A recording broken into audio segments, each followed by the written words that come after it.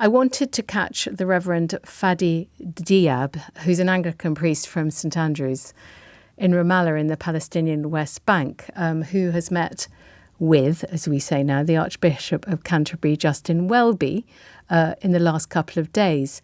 Welcome to LBC, Reverend Diab. Thank you for joining us.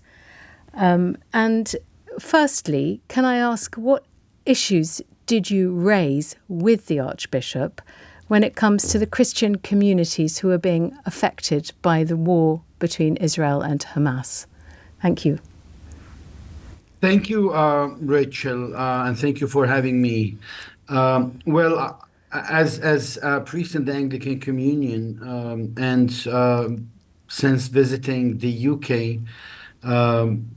it was important for our organizers of this trip to organize a meeting with the Archbishop of Canterbury to brief him from someone on the ground about the situation and in particular the situation of the Christian community both in Gaza and also in the West Bank. So that is the reason for this meeting. Archbishop Justin Welby is also a patron for Friends of the Holy Land, the organization which I chair in Palestine. And as a patron, we wanted him to be aware of my visit and listen to his advice as well. Thank you for explaining the meeting. What kind of problems is the Palestinian Christian community facing? I happen to have been in the West Bank 10 days ago myself, and I could see the additional security checkpoints and the additional limitations on freedom of movement, how the economy is being stifled by these many hundreds of locked gates that are preventing Palestinians from living and working and moving around and getting to school and university. But in particular, the Palestinian Christian community, how is it affecting them? Well, I'm very glad to hear that you were visiting 10 days ago. Well, that's something really good to know. Well, first of all, I need to emphasize that the hardships the Palestinian Christian community face is part of the overall Palestinian community, and it is important to know that. I think for a long time, the Palestinian Christian community has faced existential threat. And when I say existential threat, I need to remind your listeners that the percentage of Christians dropped in the last century from 17% to less than 1% in the occupied territories and 2% in Israel. So there are different challenges Christians face from living under occupation and with all the restriction of movements, economic deprivation, uncertainties about the future, the consistent fear about what is next and what tomorrow brings. If we look at the Christians in Gaza, we are reminded that there are only 900 people living in Gaza, and for 5 months they have been stuck inside two sanctuaries, the Catholic Church and the Orthodox Church, where more than 450 people took refuge in each of these for the last more than 5 months.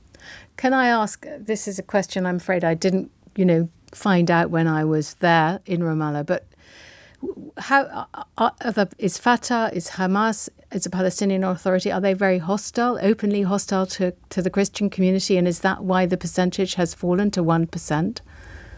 Well, that is incorrect. Thank you. That's why I asked. Yeah, I know. The reason I say it's incorrect because there's some people who continue to argue that Christians face difficulties and challenges because of the Muslim neighbors. And I can assure you that the relationship between the Christian community and the Muslim community is among the best around the world. And maybe the reason, maybe because we share the same suffering, and pain and suffering bring people together. I think the main reason, the key reason is the insecurities and uncertainties of the future under the Israeli occupation. People have no sense of security, no sense of certainty about the future, especially for their children. I mean, I have lived all my life under occupation, and I don't want my children to live their whole life under occupation. That is the argument many Palestinians, in particular the Christian Palestinians, who argue that we cannot, we want the best for our children, and we cannot just promise them another, lifespan under occupation and consistent atrocities and conflicts, and a culture of hatred that is rising all over the place. Okay, yeah, I would say on both sides. Can I just lastly ask you, we are actually going to be discussing the calls on Benjamin Netanyahu to step aside, hold an election, talk about how he's an obstacle to peace in that country. We've heard that coming from the US, Chuck Schumer. What's your message as an envoy from the Palestinian Christian community who's seen our highest priest in this country? What is your message to the UK and the international community? What more can we do to help resolve this situation? Well, I thank you. This is, I think, an important question. And I do believe that the UK has an important role to play. And I do understand the historic, involvement in the Middle East, and in particular in Israel, Palestine. And that is why I think the UK should step forward and lead a serious peace process, push both parties, especially this far-right Israeli government, who continue to refuse the self-determination for the Palestinians. And again, I do believe myself that this government, led by Prime Minister Netanyahu, has been an obstacle for a long time now. Okay. And I think that in order to reach a final solution, the Israeli leaders need to consent to international law and human rights resolutions, UN resolutions. Well, that's very helpful. Thank you. And you have set up my 8 p.m. hour very well indeed. That was Reverend Fadi Diab, who's an Anglican priest from St Andrew's Church in Ramallah in the West Bank, who saw Justin Welby, Archbishop of Canterbury, on Friday. And that's what we're going to talk about after 8.